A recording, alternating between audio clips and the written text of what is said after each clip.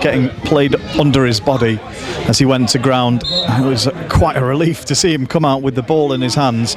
We weren't sure if it had gone all the way through. And Norburn has scored a goal.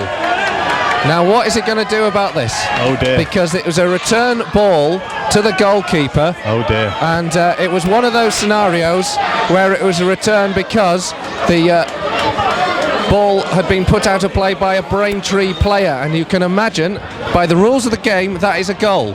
That is one each. But you know, it's not in the spirit of things, is it?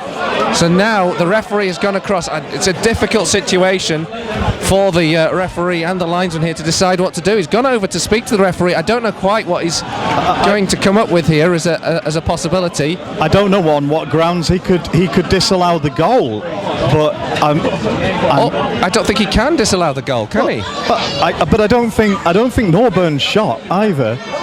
It was a bit cute. It wasn't. But the ball was thrown to him by the Braintree man. We should describe what happened. The ball was thrown to him by the Braintree man.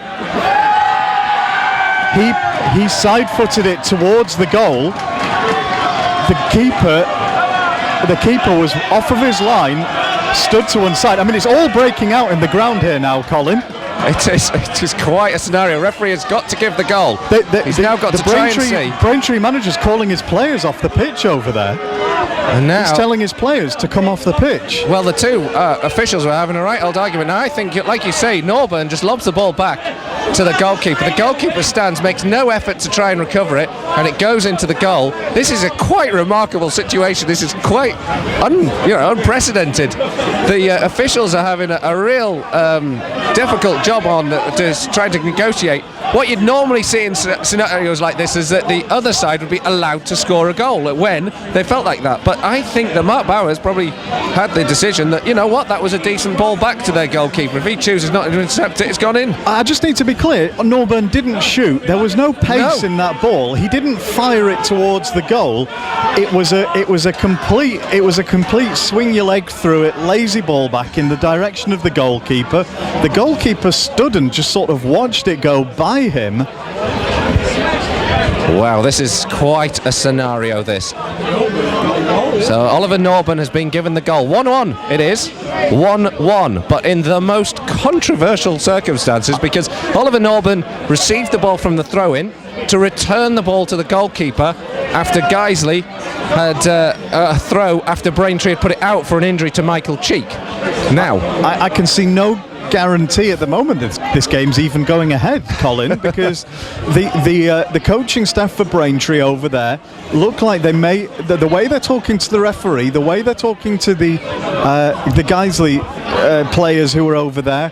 Most of the Guiseley players are away from it, thankfully. There are stewards now crossing the fence to come on inside the perimeter to try and calm down and tie up some of these conversations that are happening. But the body language from the Braintree coaching staff suggests if they don't get a decision they're happy with here, they may call their side off.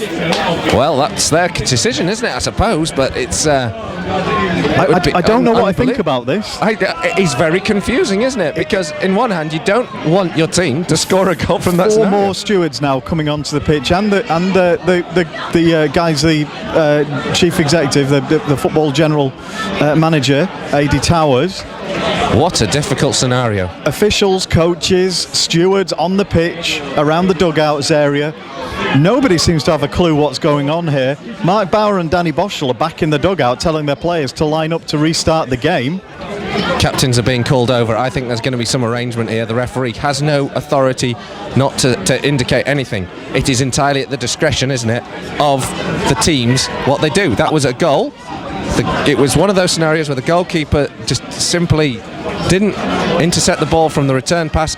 The referee is very limited in what he can do. But I know what they're going to be saying. They're going to be saying that ball shouldn't have been played towards the goal. It should have been played sort of wide of the goal so that a situation like that couldn't happen. But equally, if Norburn had put his laces through the ball and shot for goal from 50 yards away there, I would be in absolutely no doubt that goal was wrong and we should be giving them a goal back. Absolutely. As it is, it's in a very grey area for me. I don't think he tried to shoot. I think I think possibly that's good luck for Guiseley that they were switched off.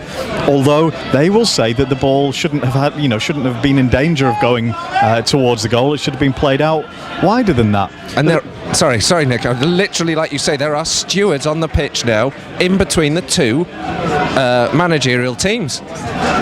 That's how frustrated they are down there. And I still don't know what's going to happen. The fourth official is trying to separate things as kick-off is taken. The game's restarted. It doesn't look as though Braintree are being given a goal here. And away we go. Well, it's